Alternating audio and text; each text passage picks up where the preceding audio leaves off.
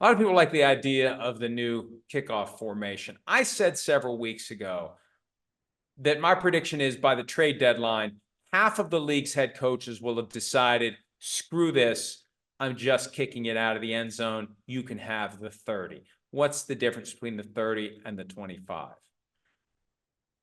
I've thought about it some more, and I've talked to some other people about it this week. And I've got two other thoughts in this regard. Here's one. John Fossil apparently said back during the league meetings, and I'm going to track down this quote. Shereen Williams told me about this, that when they studied the XFL model, they decided that the average field position, by embracing this new formation that is based on the XFL kickoff with one major twist, the other players can all move if the ball strikes the ground but isn't yet touched by the return specialist. If it strikes the ground, the NFL team amassed at the 40 can start going, and the other players in position to try to block the coverage men can move as well if it just hits the ground. It's still basically the same play. It's the electric football play where everyone is, for those of you listening, I'm trying to strike the position of one of those. They'd have the different electric football positions. I'm doing all the ones I remember. You got running back, you got the blockers and kids. There was a time where this is how you had to block with your arms like this. You couldn't extend your hands. You had to block like that. Made it hard to run an offense when you had to block with your fists at your chin and your elbows out, and you just had to kind of move around like that. That's one of the electric football figures. Then there's the guy who's standing up with his hands down and out, kind of like I would use that guy as the quarterback, the free safety, or like a flanker. Then there was the guy who was kind of hunched. He was a lineman, but he had his arms down and he was kind of hunched over. And then there was that's the first one I did, kind of the receiver in sprinter formation, but not full blown, just kind of casual lean with one arm out and one arm back. Anyway, that's what they all seem like to me as we're waiting for the play to start. That's what the XFL did. The UFL didn't incorporate it foolishly. More people would have been interested in the UFL this year if it would have been a chance to see how the new NFL kickoff is ultimately going to play out. We're going to find out when the season starts. And when it starts, I was mentioning average field position of the 28 or the 29. Did I mention that? That's what John Fossil said. They determined when they looked at the XFL, I didn't finish my point, I believe, that the average field position they expect to be the 28 or the 29. Why not give the extra yard then and avoid playing Russian roulette with your career?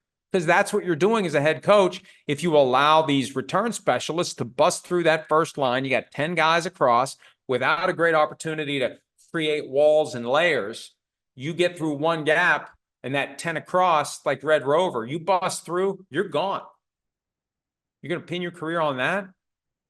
When the average field position is going to be the 28 or the 29, just take the 30.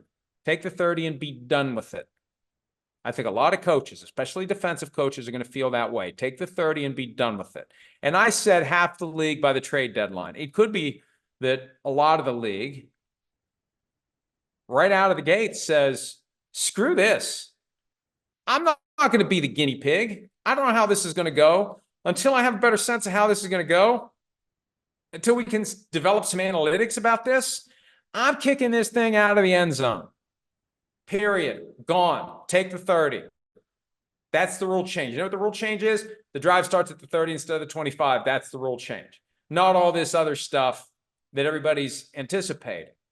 Now, when you start drives at the 30, you are more likely to have more points scored. That extra 5 yards on average, starting the drive in that spot, you only need 70 yards for a touchdown. You need, depending upon who your kicker is, what do you need? 15? 20? You need more than 20. 25? 45-yard line of the opponent is a 62-yard field goal. That's 25 yards gained before you're in a position for a long field goal. And we're seeing more and more kickers make 60-plus yard field goals. The guy that the Lions signed from the Michigan Panthers, Jake Bates, he made 3 60-plus yard field goals this year in the stadium where the Lions play their home games. So I think you're going to have, yes, more teams giving up the 30, but that will still have an impact on scoring. And that's ultimately what the NFL wants to do. They want to bring back from the dead the kickoff. They'd love to do that. But if they fail, at least drives start closer to the end zone and or field goal range, more points will eventually be scored. So maybe it'll be half the league right out of the gates saying, yeah, you know what? We're not comfortable doing this until we know more about it. I'm not going to risk losing a game in week 1 that is going to come back and cause me to lose a tiebreaker after week 18. I'm just not comfortable doing that.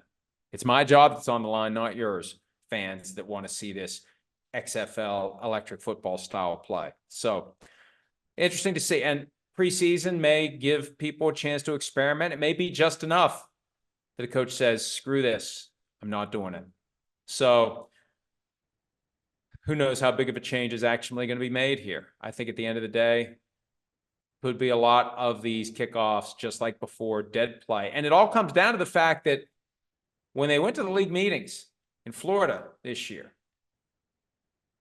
the proposal was to put the ball at the 35 if the kickoff is out of the end zone.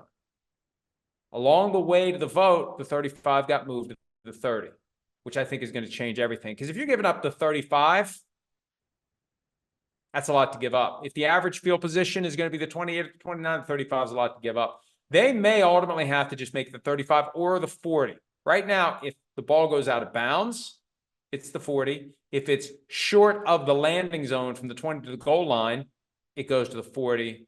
Maybe it just needs to be 40 across the board. If it's 40 across the board, you're rarely going to see anybody kicking it out of bounds or kicking it out of the end zone deliberately. Rarely, if ever. 35, it's not going to happen very often. 30, I guess my point is this.